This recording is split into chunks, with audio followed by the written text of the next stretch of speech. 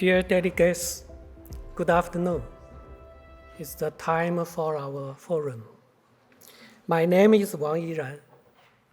I'm the Vice President and Secretary General of the Chinese Society of Astronautics. It's my honor to moderate this forum. On behalf of the organizers, I would like to express my sincere gratitude to you for your participation.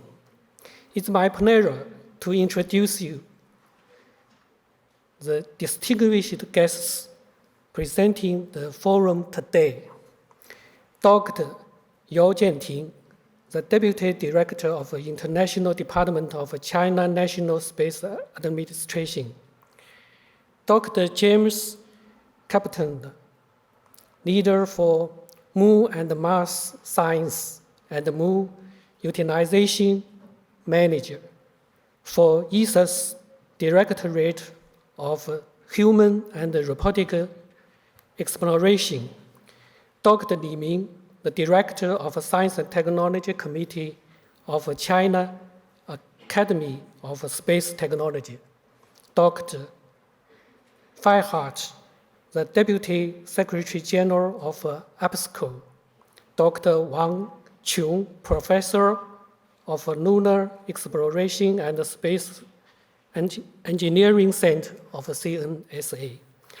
Please let us welcome these distinguished guests.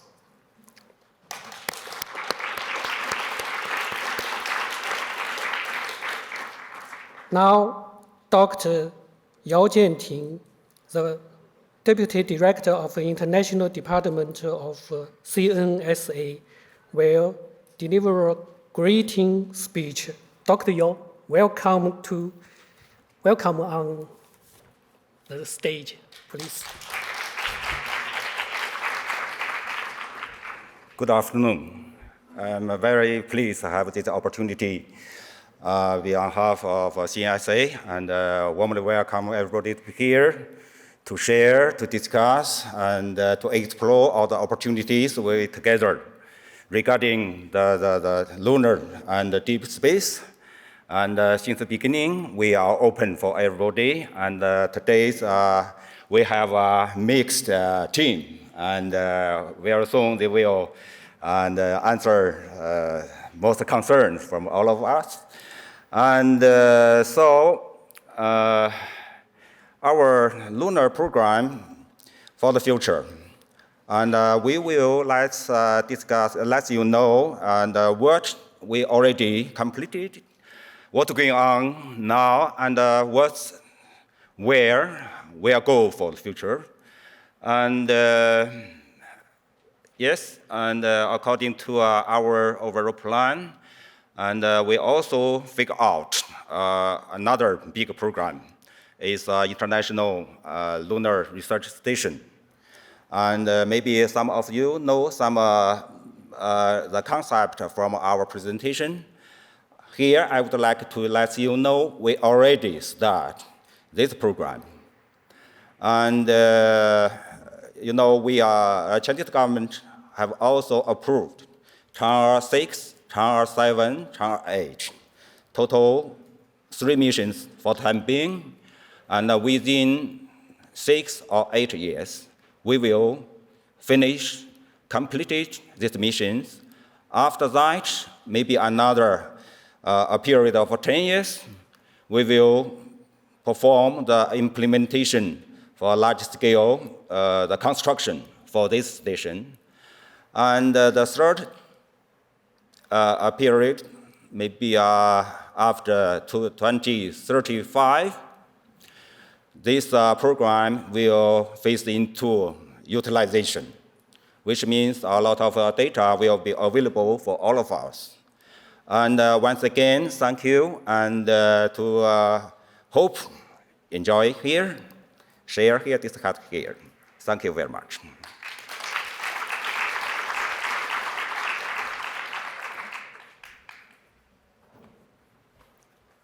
Thank you. Before we start the keynote report, we have the video to review China's deep space exploration. Please play it.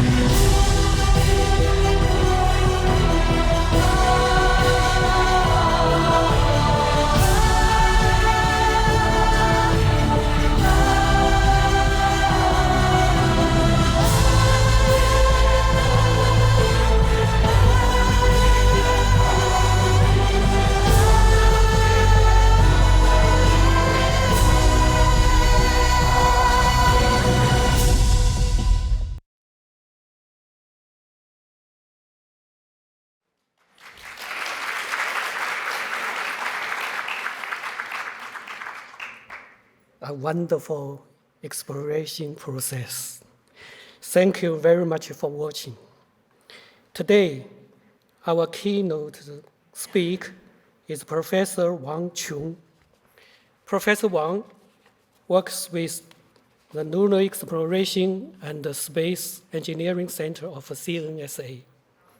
He has been engaged in systematic engineering and project management of China's Lunar Exploration Project for a long time, and has successfully participated in the overall work planning of the three-step orbiting, landing and the returning of the previous missions. Today, Professor Wang will talk about the international cooperation prospects of China's lunar and deep space exploration program. Now, please, Mr. Wang.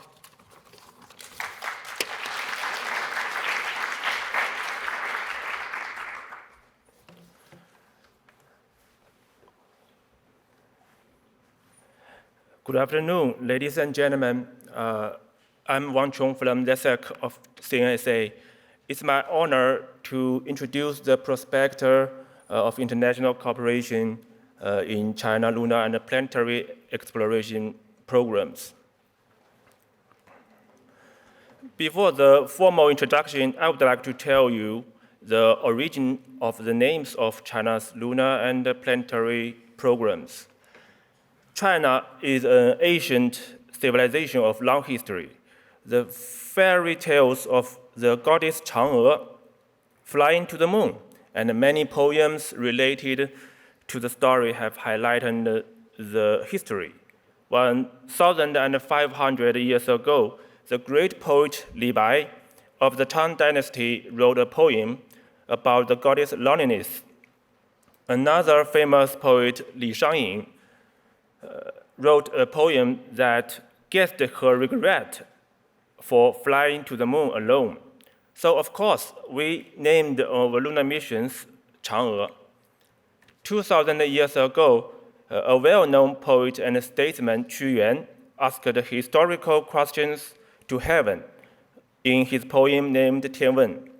It expressed the spirit of exploring the universe. Therefore, Tian Wen was chosen for planetary missions. My presentation consists of four parts. The first one is about the past and future historic missions of China's Lunar Exploration Program. Then missions of planetary exploration of China. The third part is vision for International Lunar Research Station.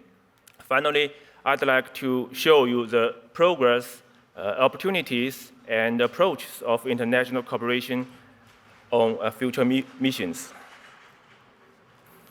In 2004, China initiated a Lunar Exploration Program called CLEP, proposing a development plan before 2020, including 3 phases: orbiting, landing, and sample return.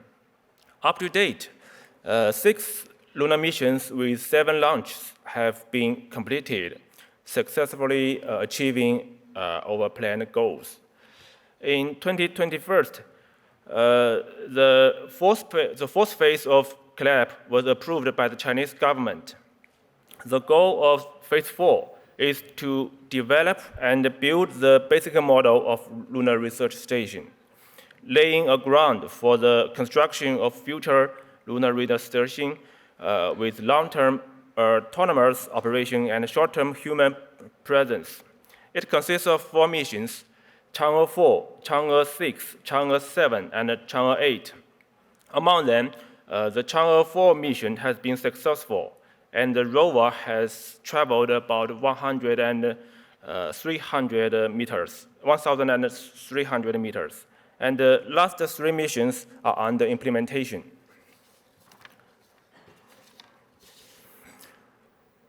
The goal of Chang'e 6 mission is to return samples from the ancient South Pole Aitken Basin on the far side of the moon.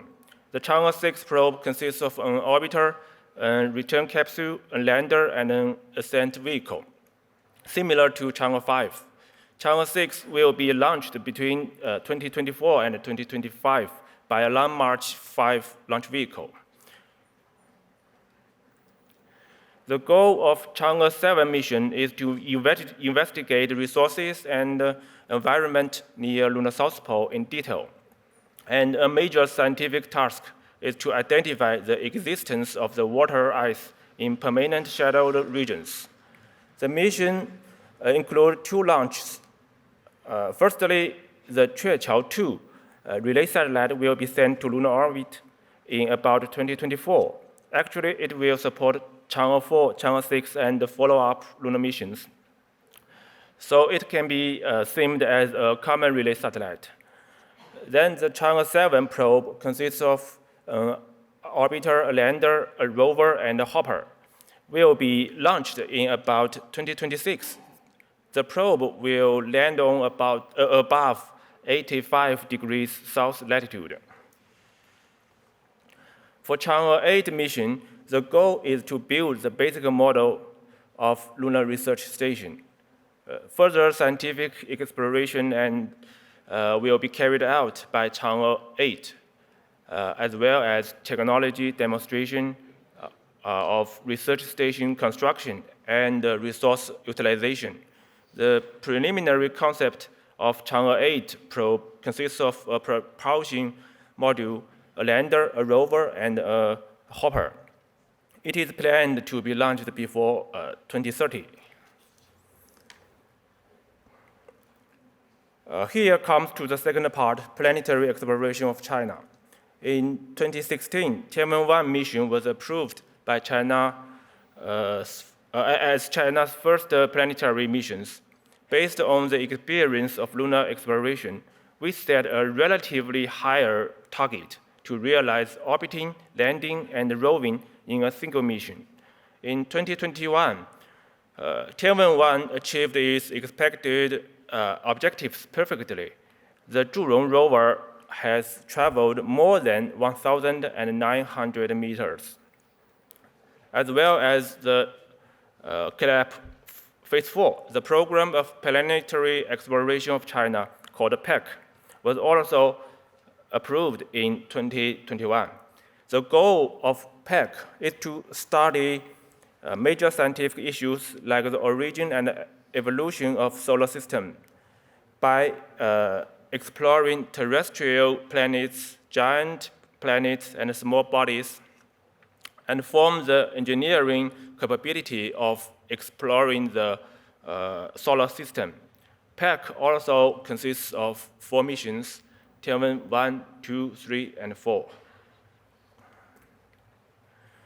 The goal of Tian Wen 2 mission is to achieve sampling and return from a near-Earth asteroid and orbiting exploration of a man-belt comet. The probe consists of a main probe and a return capsule. It is scheduled to be launched around 2025.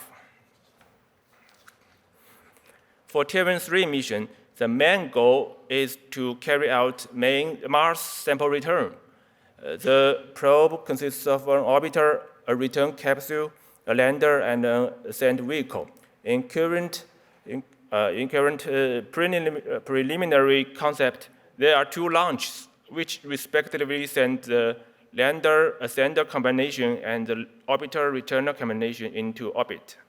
They are scheduled to be launched in about 2030. The Tian Wen 4 probe consists of 2 parts, in which a main probe is for Jovian system, and another probe for Uranus flyby. It will be launched in about 2030. The next part is about the vision of the International Lunar Research Station. At the same time of Chang'e 5 development, we are studying how to carry out lunar exploration after the 3 phases, and we found several trends. Most spacefaring countries focus on the lunar South Pole region with permanent shadowed regions, and utilization of the moon is being considered, and international operation is actively carried out. Our major concern is how to conduct future lunar exploration more effectively, efficiently, and sustainably. Therefore, based on our own situation and international trends, we proposed the idea of Lunar Research Station, LRS, establishing facilities on the lunar South Pole region to conduct large-scale scientific exploration and technical demonstration. We believe that it will greatly improve the scientific output and technology advances than single mission mode. Such idea was put forward in 2014 for the first time, and then consensus was gradually formed in China. We started to introduce the vision of IORS to the world since 2016. In 2020, the IORS was selected as a cultivation project of international major scientific project in China. What is IORS and what are its objectives? IORS is an international scientific program with global participation and will be a platform for extensive consultation, joint contribution, and shared benefits for all partners around the world. IORS is dedicated to gain a number of technology innovations and significant scientific discoveries, to promote utilization of lunar resources, to create a new pattern of international cooperation in space exploration, to make contributions to the peaceful use of space, and to promote a community of a shared future for mankind. IORS consists of 5 categories of facilities. Cislunar transportation facilities include Earth-Moon round-trip transfer modules, landers, ascent vehicles, return capsules, etc. Lunar long-term support facilities include command centers, communication towers, energy supply modules, lunar orbit communication and navigation system, etc. Lunar transportation and operation facilities include various rovers and robots. Lunar scientific facilities include scientific payloads, technology demonstration modules, etc. Ground support and application facilities include launch sites, TT&C network, operation centers, science labs, and so on. We have publicized the first version of IORS roadmap. There will be 3 phases: reconnaissance, construction, and utilization. In the first phase, mainly Chang'e 7 mission and international partner missions will survey the lunar South Pole region and find out where is the suitable station site. Then we move to construction phase around 2030. Chang'e 8 will be the first mission of construction to establish basic communication, command, and control infrastructures. Subsequent IORS 1 to 5 missions will deploy more infrastructures on lunar surface, conducting engineering demonstration, scientific exploration, and experiment. Gradually, we'll upgrade the IORS from basic module to fully functional station before 2035. After that, it enters the long-term utilization phase. Multi-dimensional and continuous scientific activities will be carried out. During this phase, necessary modules will be supplemented and extended. Chang'e 8 will be implemented by China, and IORS 1 to 5 missions will be assigned in consultation with international partners. And more potential missions by international partners are anticipated to upgrade the roadmap. IORS focus on 5 types of scientific research: lunar archaeology, astronomical observation, Earth-Sun relation, scientific experiments, and resource utilization. As mentioned before, Chang'e 8 will build a command center, a communication base station to form a base model of IORS. Scientific instrument on Chang'e 8 will conduct multi-physics survey, geological investigation, in situ extraction experiment of lunar regolith, and observation of Earth's macroscopic phenomena. In IORS 1 mission, a new lunar relay satellite will be deployed to enhance the capability of communication services. and long-term energy supply modules, such as solar arrays, will be increased on lunar surface. Payloads focusing on detailed investigation of geology and multi-source particle detection, in situ analysis, and sample collection will be delivered. In IORS-2 mission, infrastructures such as communication base station will be built and expanded, and multi-probe interoperation will be conducted. There will be payloads on VLBI astronomy, in situ analysis, and sample collection. In IORS-3 mission, all distributed lunar samples collected by previous missions will be gathered and transferred to the ascent vehicle, and then taken back to the Earth. Ground penetration radars for subsurface geological investigation will be deployed. In IORS-4 mission, long-term energy support modules such as nuclear reactor will be deployed in preparing for subsequent large-scale scientific exploration and experiment. And the Sun, Earth, Moon space physical observation, moon-based biological science experiment will be carried out. In IORS-5 mission, astronomical observations facilities will be established. Lunar-based astronomical observation, investigation on Sun, Earth, space environment, and other experiments are the scientific priorities. It is worth to mention that all the payloads supporting those missions are not determined yet, which will be jointly consulted with international partners for each mission.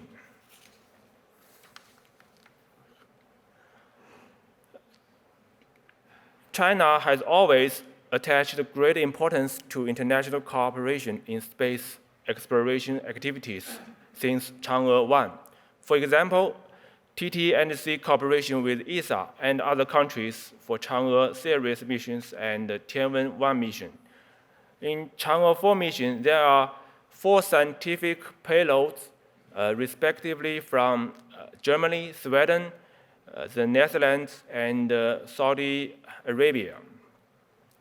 For Tian Wen 1, on-orbit relays communication test between the Zhurong rover and the Mars Express orbiter of ESA were conducted. Data exchange and joint research has been carried out well with international partners. For Chang'e 6 mission, we are coordinating with international partners to finalize the technical interfaces of piggyback payloads. Then there will be probably a detector of outgassing radon from France, a negative ions detector from ESA and Sweden, a laser refractor from Italy on the land, and a CubeSat from Pakistan on the orbiter. For Chang'e 7 probe, there will be a 10-kilogram lunar rover from the United Arab Emirates. In order to promote cooperation, here we issue a new announcement of opportunities, providing international piggyback opportunities with a total weight of 25 kilograms, in which 15 kilograms on the orbiter and 10 kilograms on the lander. A detailed announcement of opportunities is available on the CNSA website. The letter of intent deadline is February the 1st, 2023. Chang'e 8 mission is currently in phase 1, and we are making efforts to provide more resources for international cooperation. So it is a good time to submit cooperation suggestions. We have enough time to discuss the cooperation project. While Tian Wen 3 and Tian Wen 4 are currently in phase 0, all forms of international cooperation are all welcome. To conclude, CNSA encourages international cooperation on space exploration missions and we are providing more and more cooperation opportunities. This is the second slide to the last. I'd like to stay a little longer on this slide for better understanding the idea of international cooperation on ILRS. In our vision, there might be 6 aspects of cooperation. Strategy connection refers to connecting development strategy, orientation, plan, and the roadmap to reach consensus and find what we can do together. Joint proposal is to jointly discuss scientific and engineering objectives, mission concepts, and complete the feasibility study. Collaborative design means to carry out joint design, simulation, and test after the project is approved. Technical cooperation refers to exchange technology, know-how transferring, and joint AIT during the R&D phase. Cooperative operation refers to coordination of launch site, TT&C, joint operation, joint exploration, and other activities. Achievement sharing refers to sharing of technological achievements and scientific data and joint scientific research.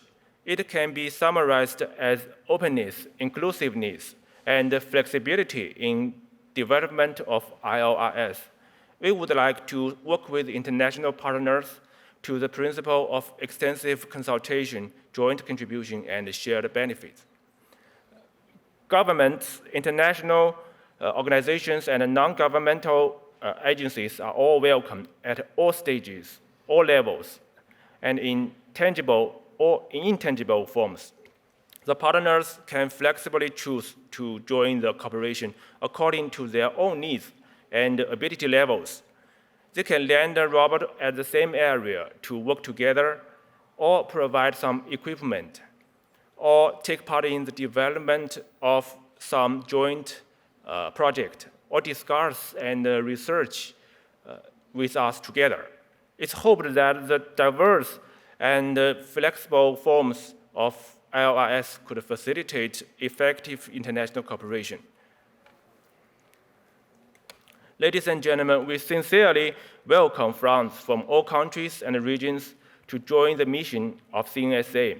It is just the time that we would start our expedition to infinite universe in the name of humanity and promote a community of a shared future for mankind. Thank you.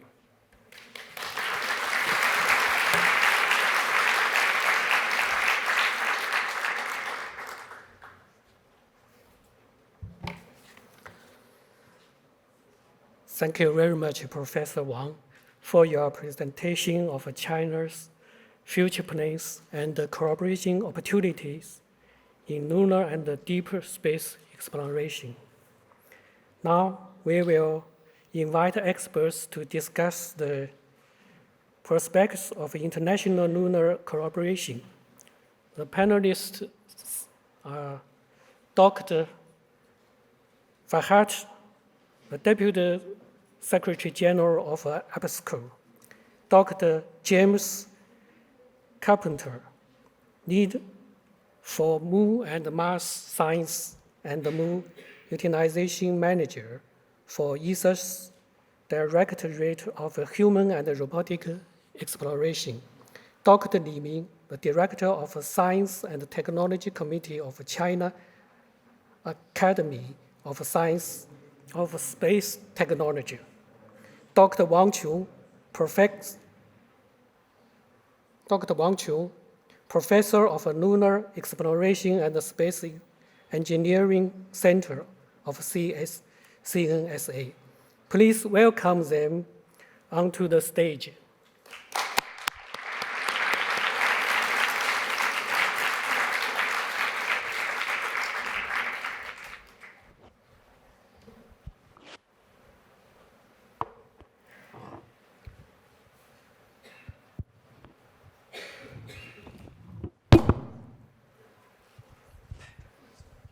Now the first question maybe to Dr. Fahad. I'm ready. Would you like to share with us your opinion on the collaboration between APSCO and the CNSA and its promotion to the APSCO members? Thank you very much for inviting me, first of all. And I would like to thank all organizers. Let me tell you about a few sentences about APSCO, what APSCO is. APSCO is Asia Pacific Space Cooperation Organization. It is an international, intergovernmental, non-profit regional organization. Our main duty is to share, educate, cooperate each other on space-related any kind of topics, but there is one red line: everything should be very peaceful work. So that covers pretty much everything. And especially thanks to CNSA, for example, they recently sent a project to us. APSCO works in that way, let me tell that. We receive all our proposals, project proposals from our member states. And then if it is approved by the Council of APSCO, we just fund these projects. One of the recent projects is related to ILRS, and it is about how to get together and how to contribute to this project. In fact, that project is going quite along well. I mean, just last 20 years results, in fact. And China invited many other countries, thanks to China. China is one of our member states, by the way, so they are supporting quite a lot. And with that new project among us now, in the next coming year, we are going to discover how our member states can contribute this project, especially. Especially we are trying to implement it into our educational programs and other technical programs.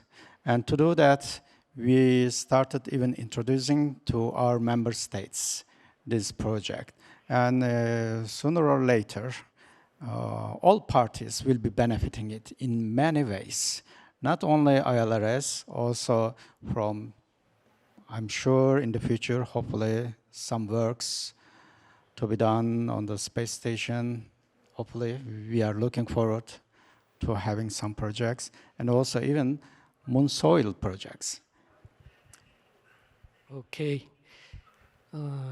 So APSCO is not only the bridge connect China and APSCO members, but also a beneficial of cooperation through cooperation. In fact, you are looking for an international cooperation, and APSCO will deliver this to at least 8 countries and other member states as well. So this is our duty. We take it as a kind of duty also. Thank you very much for your sharing your insights with us. Now the question to Dr. Carpenter. Would you like to introduce the cooperation between ESA and the CNSA and its potential opportunities in the future? That's great. So thank you. And so first of all, I think I just have to say thank you very much to our Chinese friends for inviting us to participate in this event. And I think that we can look back on what has been a very successful few years together in the past. I think we have built together, ESA and CNSA, a very strong history of working together to achieve common scientific objectives. And we can think back to the Double Star mission, which I think has been an extremely successful mission, a cooperation between ESA and China. And now, of course, we're working on the SMILE mission, which takes on the next steps in Double Star, looking at the Earth's magnetosphere and the solar wind and how those two things interact together as a mission that we're preparing together, ESA and China now. I think as we look forwards to the moon, we, both on the ESA side and in China, have been working hard in recent years with our respective scientific communities to establish some common scientific objectives, some common scientific interests that would give us some scope for cooperation in the future. And we've done that through some scientific workshops where we've had scientists from Europe traveling across to China, and Chinese scientists coming to Europe and having big workshops, discussions, following that up with some working groups that have continued the discussion into different scientific areas of cooperation. And what we found from this is that across sort of Europe and China, we share a lot of common scientific interests, a lot of common scientific objectives. We have seen new scientific collaborations emerging between groups in Europe and in China, and we've been able to identify the first ESA scientific instrument to go to the moon with a Chinese mission. And you saw it already on the charts. It's an instrument to measure negative ions at the lunar surface, which is planned for the Chang'e 6 mission. And this is actually a very first measurement of that population of particles at the lunar surface. It's something that's very important. It's unique in its measurement. It's important because it's part of what is a very complex and dynamic environment at the surface of the moon, which comes from the interaction of solar radiation, solar illumination, charging, mobilization of the particles that we see at the surface there. And that's important scientifically. It's also important because it's part of the operational environment that we're all going to have to work in the future. And so one of the things we would like to try and do, along with our Chinese friends, is to understand that environment better, both for science and also to prepare for future missions. And so I think as we look to the future, so ESA now, we are preparing the next steps in our exploration program, Terra Novae, or New Worlds. So we'll be looking in that future program to build up ESA's capabilities for lunar exploration in the immediate future, and then looking out to the further future into the 2030s and the kind of capabilities that we'll be building there. And from what we've seen today in the presentations from the Chinese plans, I think we can all agree that what we're seeing there is something which is very exciting and is very ambitious. And I think that we need to very much looking forward to continue to explore ways that we might work together to continue to develop our scientific interests where we have them together. Thank you. Thank you. As you know, just as you said, there is maybe vast space for cooperation in the future. So we are looking for it, and cooperation between China and ESA and your okay. Thank you very much. The question for Dr. Li Ming. Would you like to talk about the principle of space international cooperation and the levels of international deep space cooperation? Okay, thank you, Yiran, for your questions. Distinguished audience, dear colleagues and dear friends, it's really a great pleasure for me to share the experience and also the prospect for Chinese deep space missions. It's already 3 years we haven't joined the ISA conference due to the COVID-19 issues. So today we are very happy to come back and to share our experience with you. As to the principle of international collaborations in the deep space missions, we do have some ideas according to our experience for lunar mission and also for the Mars mission collaborations. In my understandings, there are the major principles for international collaboration include the peaceful use of outer space, especially the deep space mission. It should be exclusively for peaceful use for deep space missions. And also the open for collaborations. And also the sustainable exploration is also a principle. And the last, but not the least, is the benefit sharing for our project.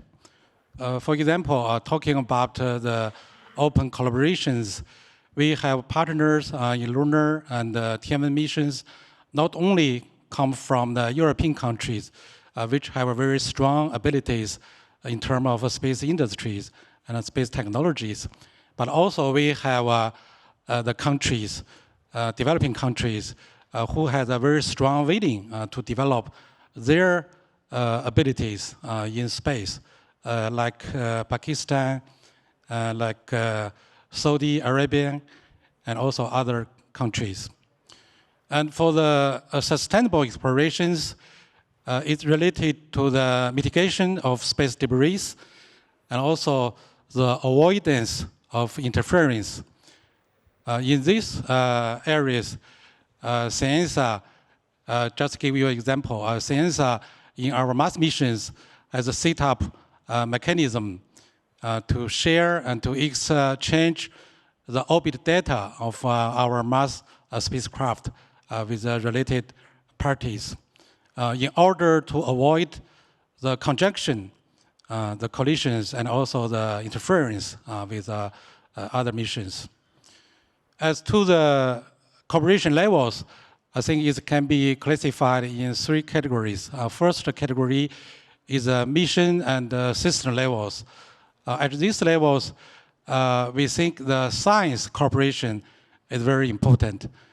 So I welcome all the excellent scientists from all over the world to join our missions, especially at the phase of mission definition, the science objective selections, and also the selection for the payloads.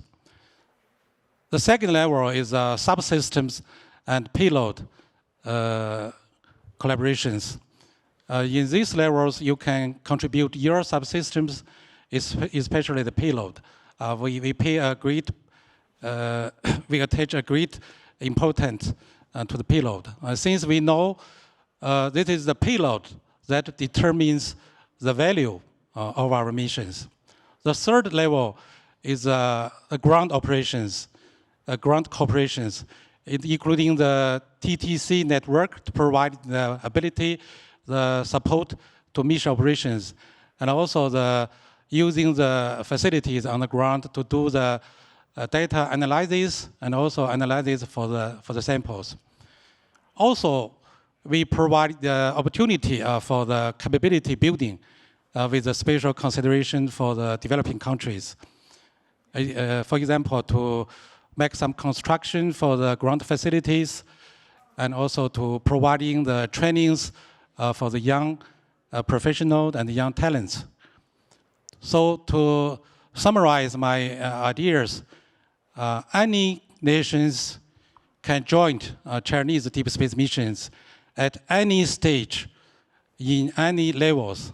So you are welcome to join us. As a space engineer, I do hope one day our nation can come together hand in hand based on the mutual understanding, the mutual trust, and mutual respect for diversity. Work together not only on the ground, but also in space. Work together not only for just one nation, but also for all the human beings. And work together not only for our generations, but also for our children in a sustainable way. And that is what we are here for. Thank you for your attention.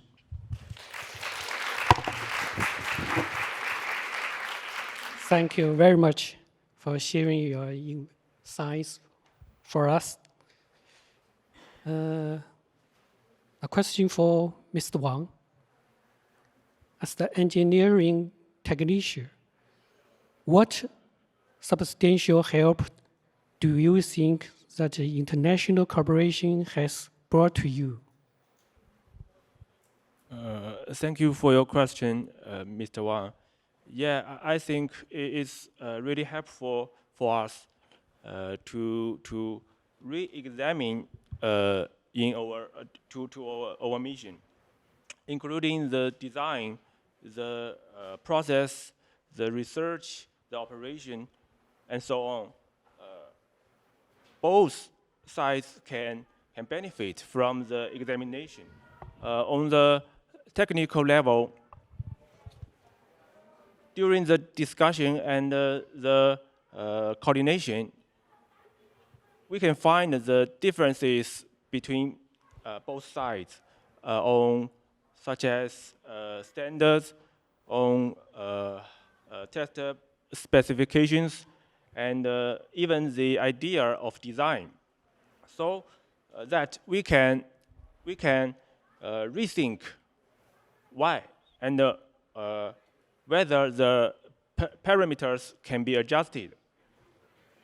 So it gives us an opportunity of deep thinking and not only following the standards.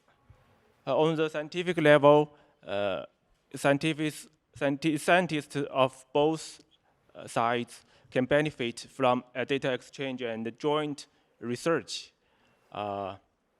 Many high-level papers recently have been published by joint research teams. So, based on the Chang'e 6, based on the Chang'e 4 and Chang'e 5 data and samples, and on the management level, we also have a lot of things to learn from each other, such as risk management or quality control. And finally, I think finally through cooperations we can improve the understanding of what people thinking and what's people working habit. So that's an important for further cooperation in future. We are working on the IRS, so I think it's important to enhance the understanding and to reach the consensus through the cooperation and exchanges. Thank you. Thank you. For me, I think it's two key points. First one is to decrease the risk of engineering. The second one is increase the value of science. So this is the major benefits for corporations. Okay. Now we will select questions from the audience.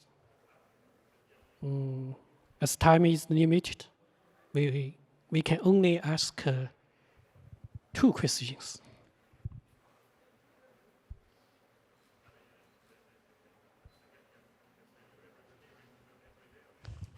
Okay. Will China open its Tiangong space station to astronauts from other countries? The question? Yes. Okay. The answer is yes. As far as I know, several years ago, some European astronauts has already trained in China. And recently also some developing countries try to looking for opportunity to fly their astronaut in Chinese space stations. And the answer is yes, simply yes. Thank you. Okay, thank you.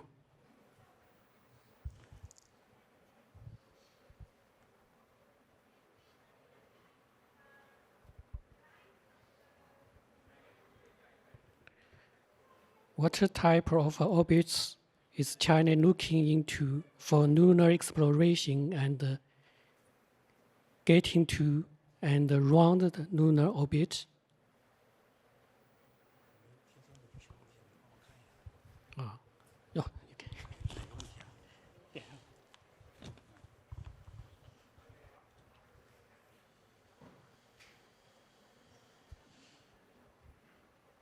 是哪个问题啊？第一个。第一个啊。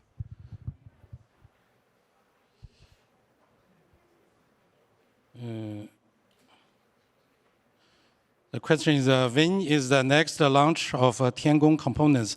How will Tiangong be used to help with your International Lunar Research Stations? I think the next launch for Tiangong will be before the end of this year. And also for the our Tiangong space stations, maybe we will use for some technology demonstrations for the lunar missions. But since the first stage for the lunar space stations will be the unmanned missions. So there's not a very close links between our LEO space stations and lunar space stations. Thank you. Thank you. Now it's the end of our forum. Thank you again for your participation. Thank you.